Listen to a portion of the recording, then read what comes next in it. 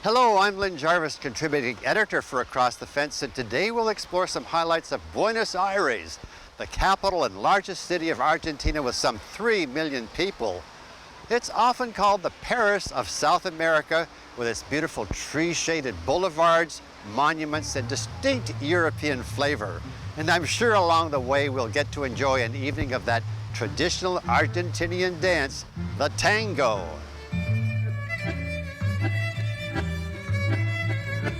Buenos Aires is one of Latin America's most important ports, handling up to 11 million metric tons of cargo every year. This 335-foot span, called the Woman's Bridge, leads to Puerto Madero, a neighborhood that honors Argentinian women in history. It is one of the largest waterfront renewal projects ever undertaken by the city, and is now one of the most successful in the world.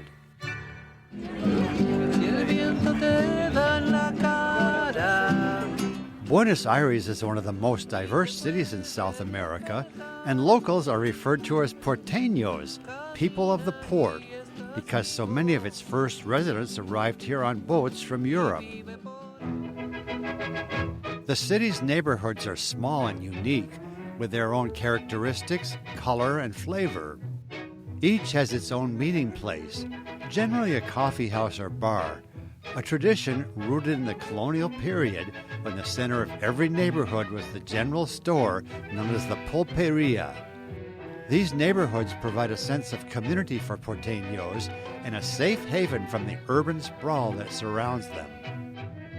Buenos Aires is a wonderful place to explore on foot, and I was blessed to have clear, warm days to do that with traveling companions Johanna Gingras from Montreal and Marco Ayala, our video editor.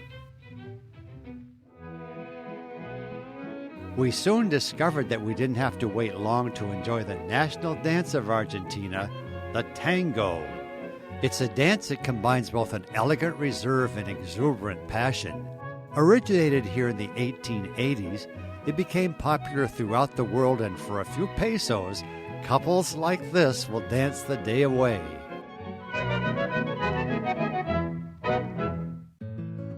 Next, we climbed aboard the subway and headed for Plaza de Mayo, the cultural and historic center of Buenos Aires. Our first stop, the Metropolitan Cathedral, the main Catholic church in Buenos Aires, is fast becoming a popular tourist destination.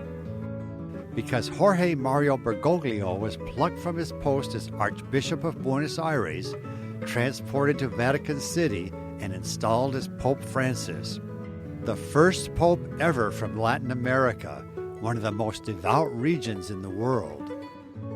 To the side of the cathedral, on the top floor, was his office where the daily newspaper was delivered. After being declared pope, it is said he called the paperboy to say, "You don't have to bring my papers anymore." Sounds just like him, doesn't it? From the outside, the cathedral is not that impressive. 12 massive columns represent the apostles of Jesus. But inside it's a different story. And it was from this altar where for 15 years the man who was to become pope tended to his flock. To one side is the mausoleum of General San Martin, the liberator of Argentina, who freed the country from Spanish oppression. His tomb is surrounded by 3 life-size female figures representing the countries that he freed: Argentina, Chile, and Peru. To this day, he is considered a national hero, and soldiers dressed in 19th century uniforms stand at attention.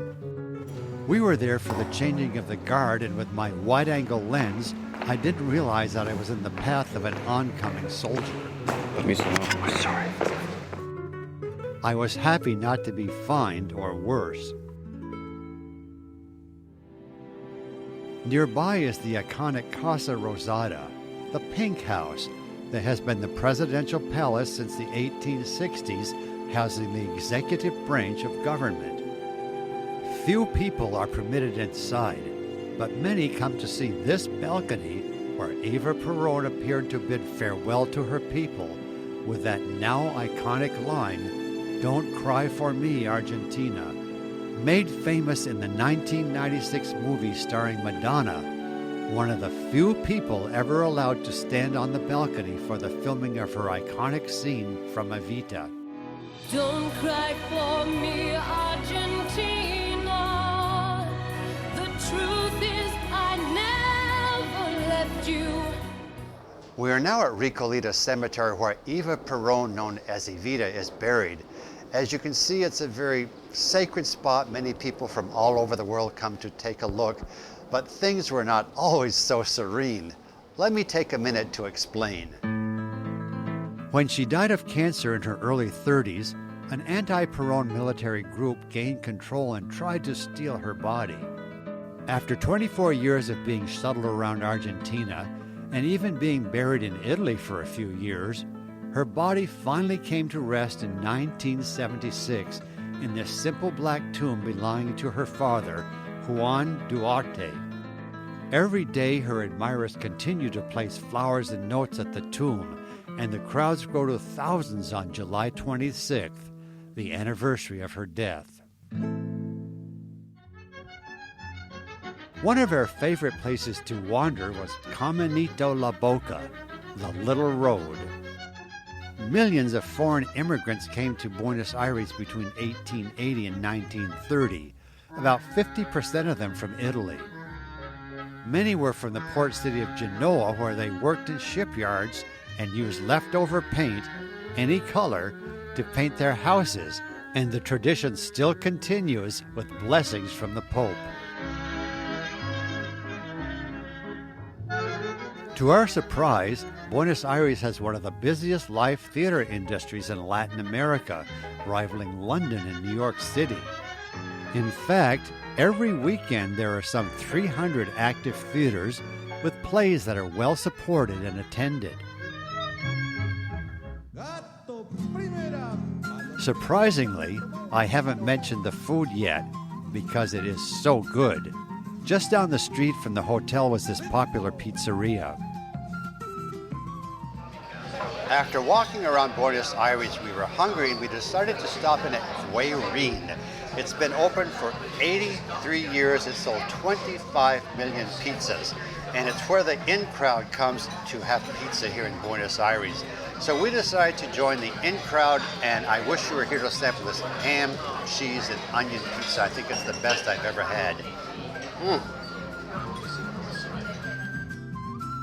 Just across the street is La Pasta Frola, that has been in business for more than 100 years with a staff of 12 master pastry chefs.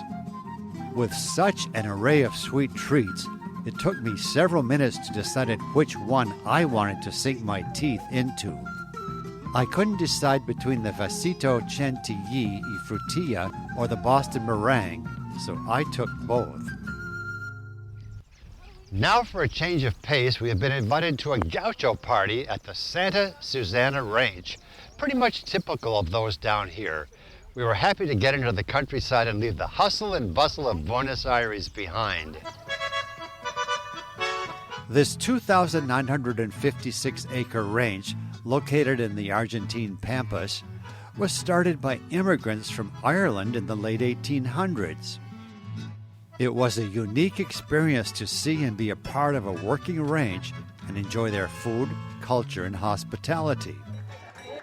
And best of all, to see the unbelievable riding skills of the gauchos.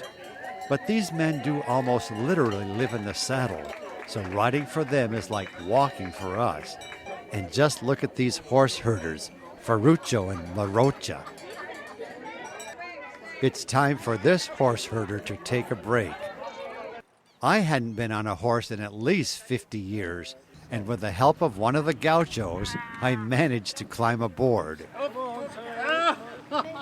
My glasses.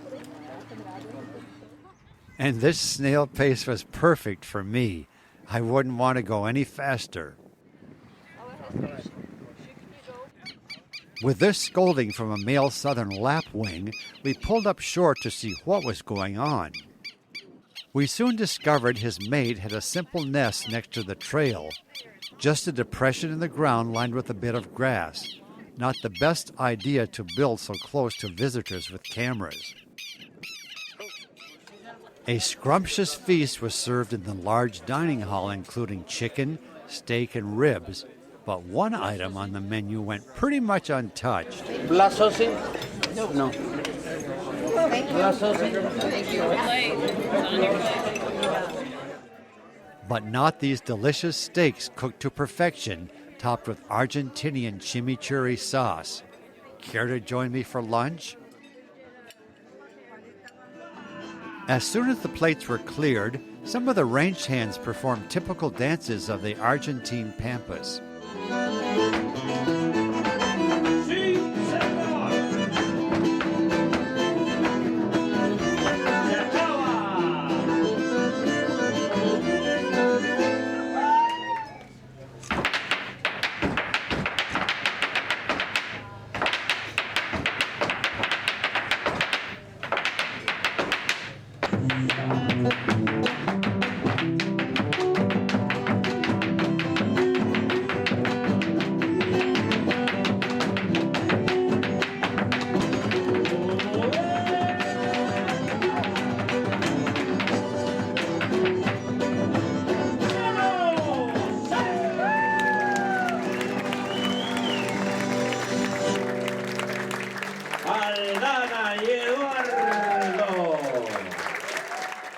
Our day at Santa Susana concluded with the traditional Carreras de Sortijas, ring racing, that shows the remarkable bond between a gaucho and his horse.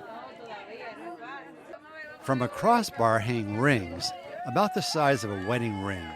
The objective of the game is for the rider, on his galloping horse, to remove the ring with a pointer. If successful, he gives the ring to one of the prettiest women he can see, in return for an embrace and kiss to the cheers of the crowd. We knew he had a great guide, but had no idea he was a skilled gaucho as well. Hats off to you, Flavio. A stop that we all enjoyed was at a local school that gets help from the Gate 1 Foundation. And travelers, like us, who bring supplies such as paper, pencils, notebooks, and backpacks to distribute to the students. Flavio and teacher Christina explain. With all the help you bring here when you come and you leave a tip, they could fix all the electrical supply. They bought fans, they bought materials for the lab, they pay the internet service, the monthly internet service, and they also bought a kitchen. She told me many times that she feels billionaire with the help that Gate 1 Foundation and you are providing every time you come here.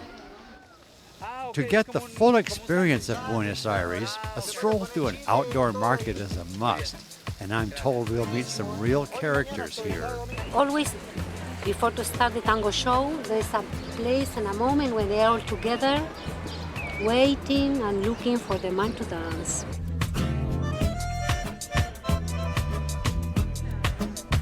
Impresionante, todos los sabores, todos los gustos. Para vos que nos está filmando, para vos, grosso para vos, que venís a Buenos Aires.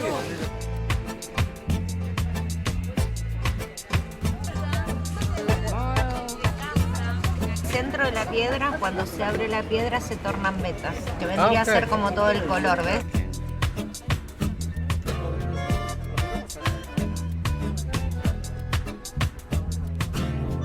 Okay. Me falta todo coserlo así alrededor, ¿eh? Como si fuera, como quedaría así como es.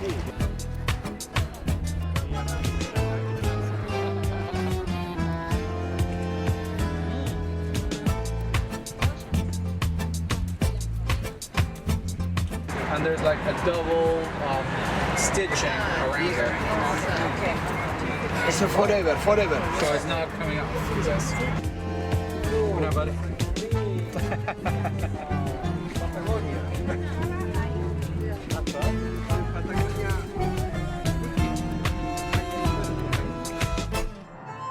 And to conclude our visit to Buenos Aires, the national dance of Argentina, the tango.